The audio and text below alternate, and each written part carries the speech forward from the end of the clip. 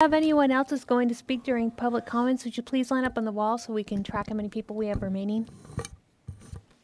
Good evening, Council. I wanted to talk about some of the public comments made at the last meeting.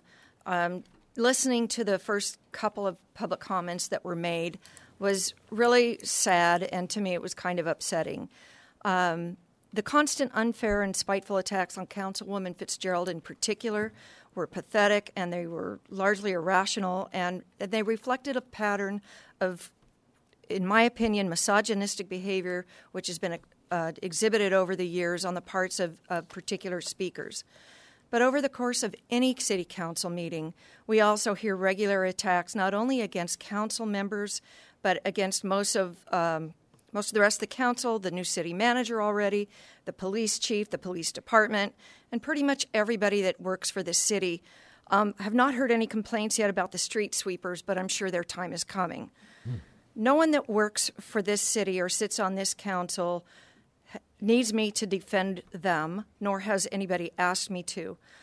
I just feel compelled to speak about this. You guys all knew what you were getting into when you run for office, when you accept positions with the city.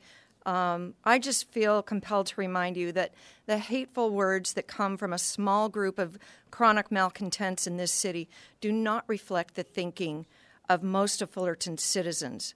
Everybody that I know, that I talk to, whether we agree with every decision you make or not, appreciates all of your work, all of your efforts, the time you give, both on the job and in hours that we don't see in your many committee and commission positions, and the time you spend attending public events. And it's a lot of time away from your personal lives and your families.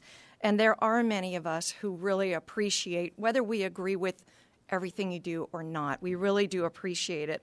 So I just want to say thank you to all of you who sit up there for being at all of those events and giving so much of your personal time to the city, and for doing things that really are intended to help move Fullerton forward.